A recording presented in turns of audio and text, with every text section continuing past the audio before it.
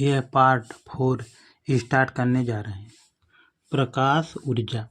हम जानेंगे कि प्रकाश ऊर्जा है क्या। जिस ऊर्जा के कारण हमें वस्तु स्पष्ट रूप से दिखाई देती है उसे प्रकाश की ऊर्जा कहते हैं। ऊर्जा मतलब उसे कहते हैं कि जिस कारण से हमें कोई वस्तु स्पष्ट रूप से मतलब क्या हो दिखाई देती है उसे प्रकाश ऊर्जा कहते हैं। जैसे में विद्युत बल्ब, मोमबत्ती आदि से ऊर्जा प्राप्त होती है। इन सब से हमको क्या प्राप्त होती है? ऊर्जा। आगे देखेंगे ध्वनि ऊर्जा किसे कहते हैं।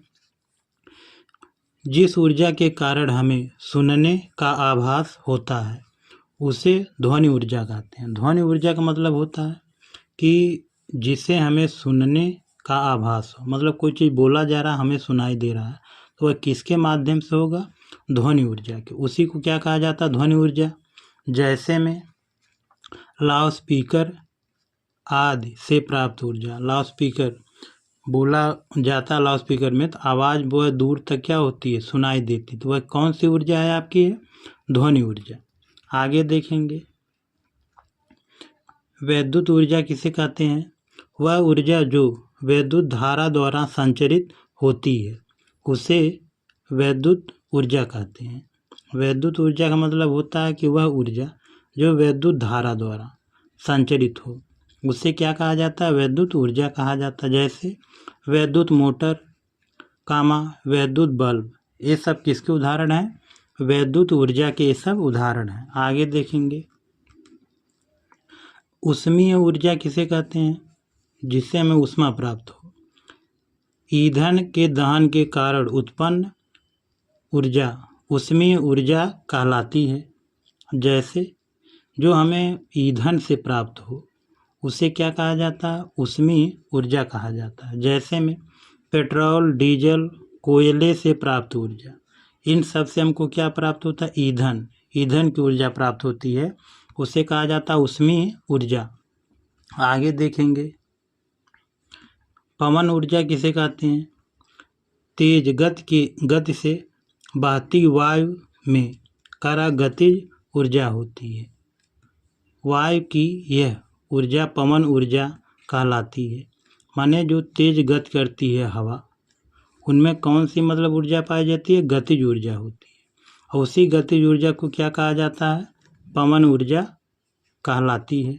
जैसे में आपका पवन चक्कियाँ, जल पंप, विद्युत ऊर्जा आदि, यह सब मतलब क्या है? यह सब पवन ऊर्जा या गति ऊर्जा के जो है क्या है? सब उदाहरण हैं। आगे देखेंगे जल ऊर्जा किसे कहते हैं। जो जल से हमें ऊर्जा प्राप्त होती है। बहते जल से प्राप्त ऊर्जा को जल ऊर्जा कहते हैं। माने जो पानी आपका बहता है उससे हमको कौन सी ऊर्जा प्राप्त होती है? जल ऊर्जा प्राप्त होती है। कारण इसकी सहायता से विद्युत धारा जनित द्वारा विद्युत का उत्पादन करते हैं। भारत में लगभग 25% विद्युत जल स्रोतों से प्राप्त होती है। माने विद्युत ऊर्जा हमको कहाँ से प्राप्त होती है? भारत में जल से।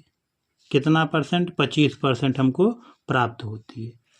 आगे देखेंगे रासायनिक ऊर्जा क्या है।